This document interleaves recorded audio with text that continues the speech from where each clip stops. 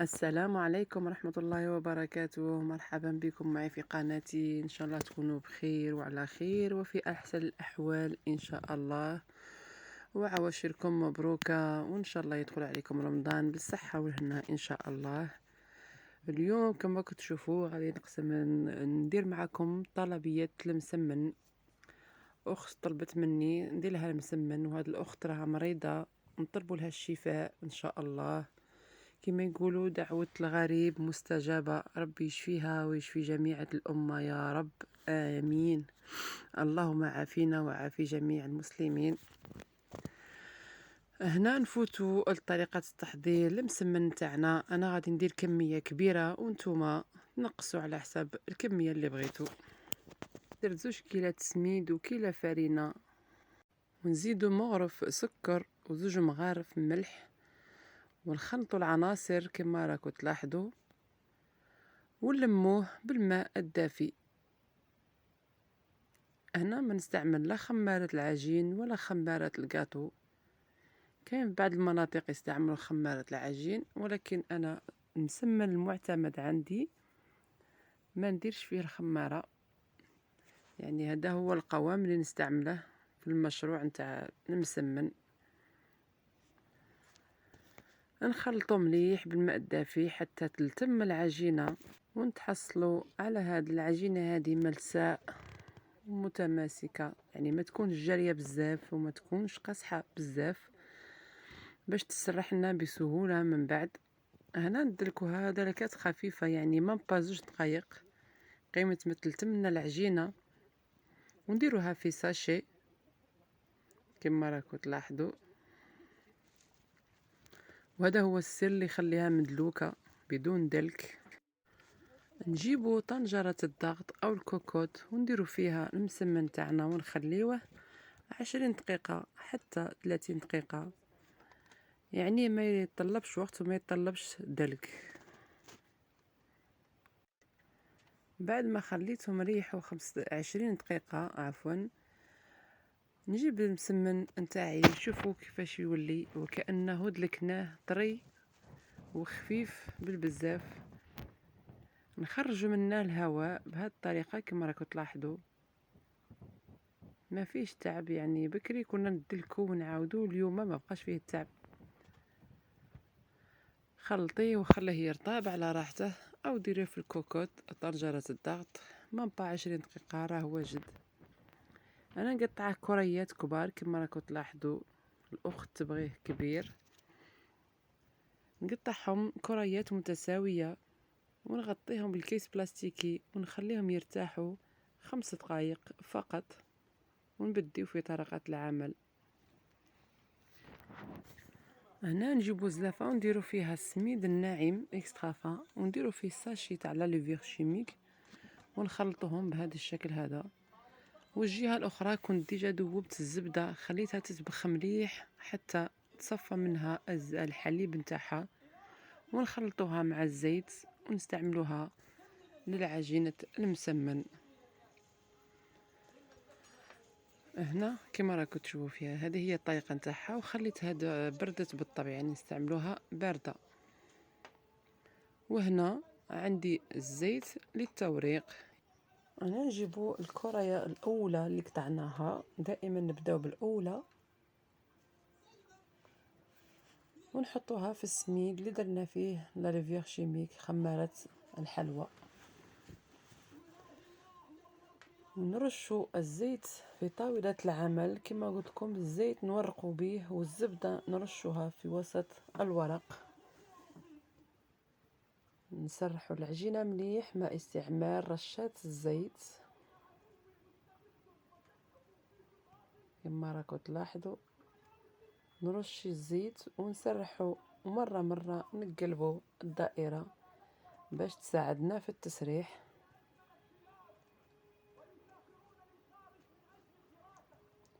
شوفوا معنا العجينة ما دلكناهاش، درناها غير في الكوكوت. شوفوا خرجت وكأنها دلكناها وعودناها.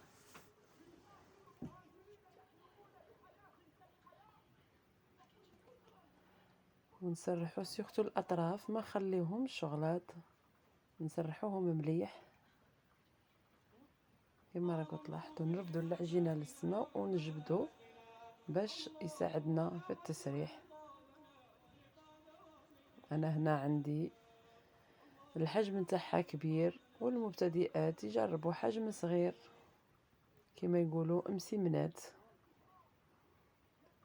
هنا نجيبوا الزبده والدهان، الزبده والزيت، ونرشوا جميع الاطراف، ومن بعد نرشوا السميد اللي درنا فيه لا ليفيغ، نرشوا كذلك جميع الاطراف، ونطوي الجهه الاولى كما راكم تلاحظوا، ونرشوا الزيت والزبده، ونرشوا السميد، ونزيدوا الجهه الثانيه فوق الاولى، ونزيدوا كذلك نرشوا الزبده والزيت والسميد، ونطوي المسمن بهذا الشكل، يعني يجوا الاطراف متساويات بهذا الشكل، ونخليوها على جهه. نزيد نحضر معكم وحده ثانيه نديروها في السميد من الفوق ومن التحت، ونسرحوها باستعمال الزيت.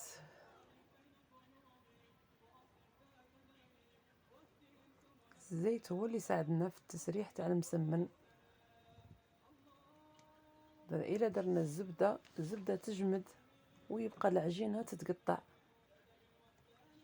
نسرحو مليح، نبديو في الوسط ونكملوا مع الاطراف ومع تغيير الوجه كما راكم تشوفوا. يعني شحال ما قلبتوها وانتم تورقوا شحال ما تساعدكم في التوريق كما راكم تلاحظوا معايا.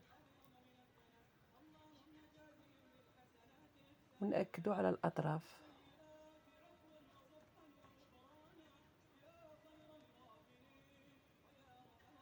ونرشوا الزبده والزيت كما الطريقه الاولى على جميع الاطراف، ونزيدوا السميد، ونطويو الجهه الاولى، ونزيدوا الزبده والسميد، والجهه الثانيه كذلك الزيت والسميد، الزبده عفوا، ونطويوها الطيه الاخيره ونخليهم يرتاحوا، ونروحوا طريقه الطهي المسمن. نبداو بالاولى نسرحوها بهذا الشكل هذا، وسيرتو الاطراف نسرحوهم مليح، ونديروها في الطاجين بعد ما كان سخون، ونضغطوا توجور على الاطراف، ونديروا رشات زيت خفيفه لانه ديجا حليناها بالزيت ورشينا الزبده في الوسط.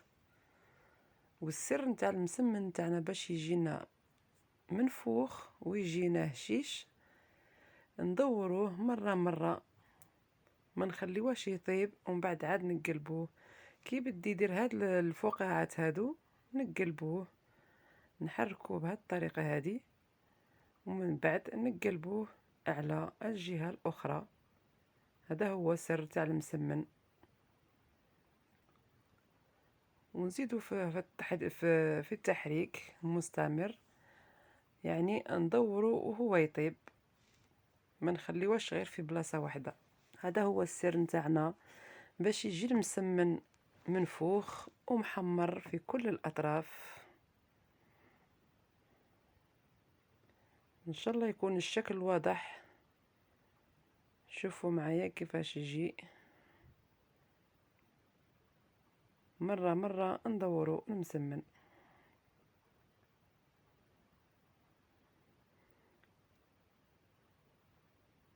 وهنا نقلبوه للجهة الثانية.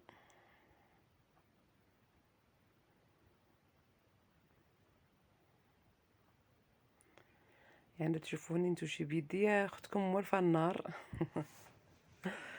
ساعات نقلبهم غير بيديا تالمولي موالفه النار.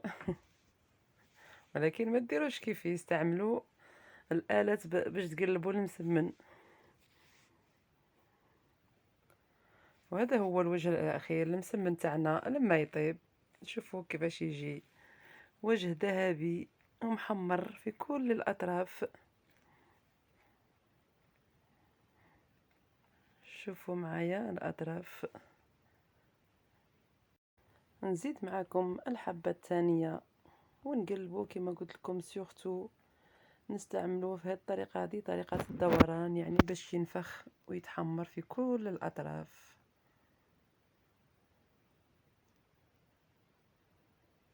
ان شاء الله يكون الشكل واضح. والحمد لله كملنا الطلبيات الاخت. كما راكم تلاحظوا بعد ما خليتها برد مليح نديروا لها في لي بواط على هذا الشكل هذا. نطويه على 3 ونديرها في لي بواط. ان شاء الله تجربوه هنا الاعجاب نتاعكم وتردوا عليا في التعاليق. نروح نحل معكم وحده وتشوفوا كيفاش يجي من الداخل. وهذا هو الشكل النهائي. شوفوا كيفاش يجي مورق بدون توريق وورقاته رقيقة.